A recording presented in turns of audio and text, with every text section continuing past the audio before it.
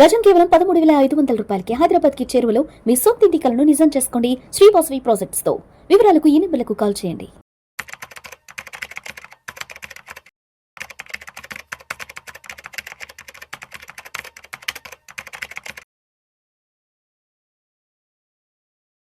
నమస్తే అండి, welcome to Suman TV. నేను వెల్లి చక్రధర్. చాలా మంది మ్యూచువల్ ఫండ్స్లో చాలా మిస్టేక్స్ చేస్తుంటారండి. నా దృష్టికి వచ్చిన కొన్ని మిస్టేక్స్ చెప్తాను. మేము చాలా మంది రివ్యూ చేస్తుంటాం, బయట మా ఆఫీస్కి వస్తుంటారు, సార్ మా పోర్ట్ఫోలియోస్ చూడండి అలా ఉన్నాయి అని చెప్పి. సాధారణంగా మాతో చాలా డిస్కస్ చేసినప్పుడు చాలా మందికి మేము కరెక్ట్ చేస్తుంటాము. సాధారణంగా అట్లాంటి మిస్టేక్స్లో ఒక మంచి 5 మిస్టేక్స్ అయితే డిస్కస్ చేద్దామండి ఇప్పుడు మనం. సో ఇక్కడ చూసినట్లయితే మ్యూచువల్ ఫండ్స్లో మనం చూస్తే మిస్టేక్స్ మేజర్గా చేసేదంటే equity investment less than 3 years. చూడండి, చాలా మంది మ్యూచువల్ ఫండ్స్లో వస్తారు, ఎంటర్ అవుతారు, వాళ్ళ గోల్ మాత్రం ఒక 2 yearsలోనే ఉంటుంది, కానీ వాళ్ళు మాత్రం ఈక్విటీలో ఇన్వెస్ట్మెంట్ చేస్తారు. బెస్ట్ ఎగ్జాంపుల్ చెప్తాను. ఒక ఫాదరు ఒక ల్యాండ్ అమ్మారు, వచ్చిన డబ్బులు ఒక 50 lakhsని వాళ్ళ అబ్బాయికి ఇచ్చారు. సో వాళ్ళ అబ్బాయి ఏంటంటే, నా దగ్గర 50 lakhs వచ్చాయి కదా, నేను ఇల్లు కొనుక్కోవాలనుకుంటున్నాను హైదరాబాద్లో. చూస్తేనేమో హైదరాబాద్లో కొంచెం మార్కెట్ డౌన్లో ఉంది, అలాగో టైం పడుతుంది మనకి ఇల్లు దొరకడానికి. ఈ లోపల మనం దీన్ని అడ్వాంటేజ్గా తీసుకుందాం. ఈ 50 lakhsని కనుక మార్కెట్లో ఇన్వెస్ట్మెంట్ చేస్తే, మంచి మ్యూచువల్ ఫండ్స్లో ఇన్వెస్ట్మెంట్ చేస్తే మనకు అమాంతం 60 lakhs దాకా అయ్యే అవకాశం ఉంది. సో ఇంకో 10 lakhs ఎక్స్ట్రా వస్తాయి కదని చెప్పి మనం ఈక్విటీ మార్కెట్లో పెట్టారు. మొత్తం 5 డిఫరెంట్ ఫండ్స్లో 10 lakhs కింద పెట్టారు. సో పెట్టినప్పుడు ఏమైందంటే, ఇలా అనుకోకుండా 2 years తర్వాత ఒక ఇల్లు అయితే దొరికింది దానికి.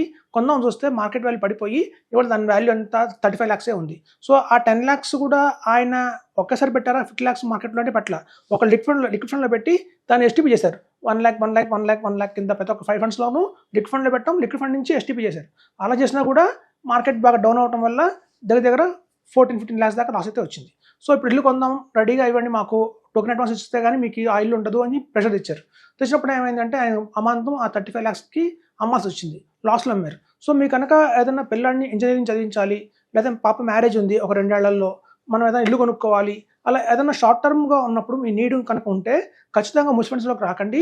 మినిమం 3 years నేను అమౌంట్ టచ్ చేయను, ఇది నా లాంగ్ టర్మ్ కమిట్మెంట్ కోసం, నా చిల్డ్రన్ ఎడ్యుకేషన్ అంటే ఒక 5 years గ్యాప్ ఉంది, 7 years గ్యాప్ ఉంది, నా సెల్ఫ్ రిటైర్మెంట్ ఒక 10 years ఉంది. అలాంటి అమౌంట్ ఏదైతే ఉంటుందో అలాంటి అమౌంట్ మాత్రమే ఈక్విటీలో పెట్టండి. కానీ మనం కనుక షార్ట్ టర్మ్ గోల్స్ ఉన్నాయి అనుకుంటే మాత్రం, నియర్ బై ఉంది, ఒక రిక్వైర్మెంట్ ఉంది, ఒక నీడ్ ఉంది, ఒక ఎమర్జెన్సీ ఉంది నియర్ బై అన్నప్పుడు మాత్రం పెద్ద మొత్తం అమౌంట్ లెస్ దాన్ 3 years ఆరిజిన్లో మాత్రం ఈక్విటీలో పెట్టకండి. అది చాలా డేంజర్ అవుతుంది, మార్కెట్ని ఎవరు గెస్ట్ చేయలేరు. అమాంతం పడింది అంటే మాత్రం ప్రిన్సిపల్ లాస్ అయ్యే అవకాశం ఉంది. ఈయన ఎస్టీపీలో వెళ్ళారు, లిక్విడ్ ఫండ్లో పెట్టి 10 months మనం చేసినా కూడా లాసే వచ్చింది.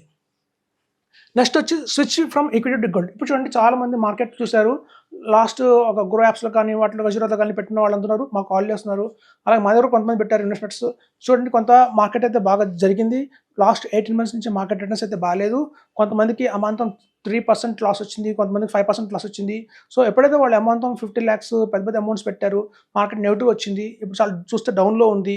చాలామంది ఏమనుకుంటున్నారంటే, ఇప్పుడు గోల్డ్ అమాంతం పెరుగుతుంది, గోల్డ్ ఒక మంచి ఆపర్చునిటీ ఉంది, రాబోయే ఇంకో 2 ఏళ్ళు కూడా గోల్డ్ అమాంతం పెరిగే అవకాశమే ఉంది. ఎందుకంటే రకరకాల న్యూసెస్ వింటున్నారు, డాలర్ రేట్ పడుతుందని, అలాగే ఇండియాలో మన కరెన్సీ వీక్ అయిపోతుందని చెప్పి. సో అలా మనకి మార్కెట్ ఇట్లాగే వాలటిలిటీ ఉంటుంది, రెసిషన్ వస్తుంది. సో ఇట్లాంటి కారణాల వల్ల గోల్డ్ అమాంతం పెరిగిపోతుంది.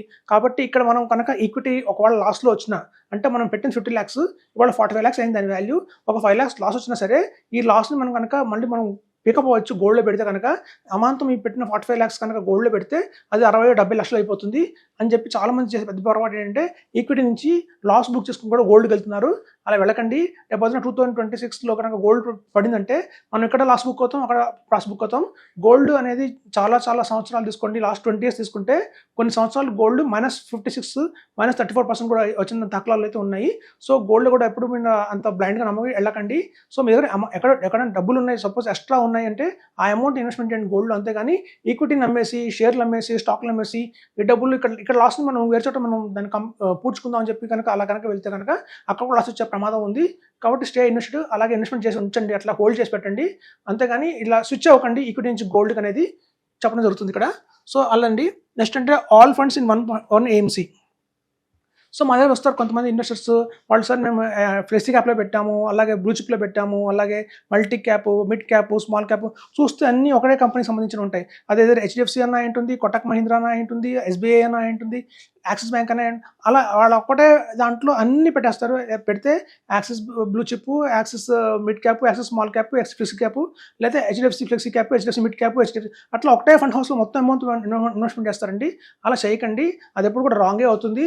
కొన్ని కంపెనీస్ కొన్ని మిడ్ క్యాప్లో చాలా స్ట్రాంగ్గా ఉంటాయి, కొన్ని ఫ్లెక్సీ క్యాప్లో చాలా స్ట్రాంగ్గా ఉంటాయి, కొన్ని లార్జ్ క్యాప్లో స్ట్రాంగ్గా ఉంటాయి. సో ఎప్పుడైనా సరే చూసుకోండి, మీ దగ్గర ఉన్న ఫండ్స్ని మాత్రం 5 ఫండ్స్ తీసుకోండి, 5 డిఫరెంట్ కంపెనీస్ తీసుకోండి. తద్వారా మీకు రాబోయే రోజుల్లో ఒక మంచి రిటర్న్ అయితే గెయిన్ చేస్తారని చెప్తున్నాను. అంతేగాని ఒకటే ఫండ్ హౌస్లో పెడితే మాత్రం ఒక కంపెనీలో స్మాల్ క్యాప్, మిడ్ క్యాప్ బాగుండొచ్చు, కానీ లార్జ్ క్యాప్, ఫ్లెక్సీ క్యాప్, అలాగే మీరు చూస్తే థీమాటిక్ ఫండ్ బాగుండలేదు అనుకోండి, మొత్తం రిటర్న్ పడిపోతుంది.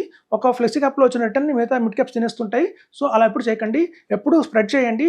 5 ఫండ్స్ తీసుకోండి, 5 డిఫరెంట్ ఏఎంసీస్ తీసుకోండి, అప్పుడు మీకు కన్సాలిడేటెడ్గా బాగుంటుంది, ఒక మంచి రిటర్న్ అయితే వస్తుందని చెప్తున్నాను. సో ఆ మిస్టేక్ ఎప్పుడు చేయకండి. తర్వాత ఏంటంటే 50 lakhs in one fund in for SWP. చాలా మంది ఏం చేస్తారంటే 50 lakhs మా దగ్గర ఉన్నాయి సార్, మాకు సిస్టమేటిక్ విత్డ్రాల్ ప్లాన్ కావాలి మాకు, కాబట్టి మేము ఒక పర్టికులర్ ఫండ్లో మేము పెడుతున్నాం మొత్తం అమౌంట్ 50 lakhs అనుకుంటారు. అది చాలా పెద్ద తప్పండి. ఎప్పుడు కూడా అలా చేయకండి. ఇప్పుడు మొత్తం యాప్స్ ఇచ్చాయి, ఈ యాప్స్లో మనకు చాలా లాభాలు ఉన్నాయి. మనం 50 lakhsని ఒకటే ఫండ్లో పెట్టకుండా 5 డిఫరెంట్ ఫండ్స్లో పెట్టండి. ఆ 5 డిఫరెంట్ ఫండ్స్ నుంచి SWP తీసుకోండి, అప్పుడు మీకు ఎక్కువ రిటర్న్ వస్తుంది. ఈవెన్ మార్కెట్ పడ్డా కూడా, కరెక్షన్ అయినా కూడా మీ ప్రిన్సిపల్ అమౌంట్ ఏదైతే ఉంటుందో అంతగా ఇంపాక్ట్ అయితే అవ్వదు, డెంట్ అయితే అవ్వదు. మనం కనుక ఒకటే ఫండ్లో పెడితే ఆ ఫండ్ పర్ఫార్మెన్స్ పోయినా, లేకపోతే ఆ ఫండ్లో ఉన్న ఫండ్ మేనేజర్ మారిపోయినా మీకు ప్రిన్సిపల్ తగ్గుతుంది. మనం పైపచ్చు ఇంకా తీసుకుంటుంటాం, SWP ప్లాన్ ద్వారా మనం ఎక్కువ విత్డ్రా చేస్తాం కాబట్టి మీ ప్రిన్సిపల్ కూడా కొంచెం తగ్గే అవకాశం అయితే ఉంది. లాంగ్ రన్లో చూసాము మేము చాలా కొన్ని ఫండ్స్ అయితే 11% 14% CAGRతో బిగిన్ అయిన ఫండ్స్ ఒక 15 years హారిజన్లో అది 4% 6% పడిపోయినా కూడా ఉన్నాయి మ్యూచువల్ ఫండ్స్లో. కాబట్టి చెప్తున్నానండి, ఎప్పుడు కూడా ఒకటే ఫండ్లో 50 lakhs పెట్టకండి, వాటిని 10 lakhs కింద 5 ఫండ్స్ డివైడ్ చేసి వాటి నుంచి మీరు తీసుకుంటూ ఉంటే, ఇప్పుడు ఆల్రెడీ బయట మార్కెట్లో మనకి ఇప్పుడు దొరుకుతున్నాయి, బాస్కెట్ ఆఫ్ 5 ఫండ్స్ లాగా దొరుకుతున్నాయి. కంపెనీ వాళ్ళే 5 ఫండ్స్ని ఒక బంచ్ లాగా చేసి ఇస్తారు, ప్యాకేజ్ లాగా. దాని నుంచి అందులో కనుక ఇన్వెస్ట్మెంట్ చేస్తే ఆటోమేటిక్గా మనకి SWP ప్లాన్ లాగా తీసుకోవచ్చు. 5 ఫండ్స్ నుంచి మనకి ఎవ్రీ మంత్ అమౌంట్ వస్తుంది. రేపొద్దు మీరు ఒక 5 lakhs విత్డ్రా చేసినా కూడా 1 lakh కింద ప్రతి ఒక్క ఫండ్లో తీయడం జరుగుతుంది. సో కాబట్టి అలా ఉంటాయండి, బెటర్గా ఉంటుంది. సో ఎప్పుడు కూడా గుర్తుంచుకోండి, ఒకటే ఫండ్లో పెట్టి 50 lakhs కానీ 1 crore కానీ మీరు SWP అనేది తీసుకోకని చెప్తున్నాను. చూస్తే last and above 10 and above funds in one portfolio. చూడండి, మీ దగ్గర చాలా మంది మా దగ్గర క్లయింట్స్ వస్తారు, కొంతమంది 15 funds, 16 funds, 18 funds ఉన్నాయి. మ్యాక్సిమం నేను చూసిన 34 funds ఉన్నాయి ఒక క్లయింట్ దగ్గర. అన్ని ఫండ్స్ పెట్టుకోకండి, ఎందుకంటే మీ దగ్గర వాల్యూమ్ పెరుగుతున్న కొద్దీ, చూడండి మ్యూచువల్ ఫండ్స్లో మీకు వాల్యూమ్స్ పెరుగుతున్న కొద్దీ ఏం చేస్తారంటే ఎక్కువ ఫండ్స్లో కొంటుంటారు. రేపు 1 crore పెట్టాము అంటే 20 funds, 3 crores అయిందంటే రేపు 30 funds అలా పెట్టుకోకండి. అలా కనుక లాంగ్ టర్మ్లో మీకు ఎక్కువ ఫండ్స్ పెట్టారు అంటే అల్టిమేట్గా మీకు మొత్తం పోర్ట్ఫోలియో రిటర్న్ వచ్చేసి సింగిల్ డిజిట్ కూడా వచ్చే అవకాశం ఉంది. ఒకటి డౌన్ మార్కెట్ ఉందంటే కనుక 9% వచ్చే అవకాశం ఉంది. కాబట్టి అలా ఎప్పుడు చేయకండి. 5 ఫండ్స్ చాలు, ఒక మంచి 5 ఫండ్స్ తీసుకొని పెట్టుకోండి, అవే మీకు రాబోయే రోజుల్లో కూడా మంచి రిటర్న్ అయితే వస్తాయి. సో కాబట్టి ఒక 5 ఫండ్స్ తీసుకోండి, ఎంత పెద్ద అమౌంట్ అయినా సరే 5 ఫండ్స్ తీసుకోండి, సరిపోతుంది. ఎందుకంటే 5 ఫండ్స్లో ఆల్రెడీ ఒక్కొక్క ఫండ్లో 80 స్టాక్స్ ఉంటాయి, అంటే మీరు 400 స్టాక్స్లో మీరు ఆల్రెడీ ఇన్వెస్ట్మెంట్ చేసినట్టు మీకు తెలియకుండా ఇండైరెక్ట్గా. సో అది సరిపోతుంది. సో కాబట్టి ఈ తప్పు చేయకండి. మ్యాక్సిమం 10 పెట్టుకోండి, మ్యాక్సిమం అందుకని బీలాంచ్ చేయకండి. 10 and above కనుక ఉన్నాయి ఫండ్స్ మీ దగ్గర అంటే మాత్రం అల్టిమేట్గా మీరు రిటర్న్ అయితే పోతుందని చెప్తున్నాను. Thank you.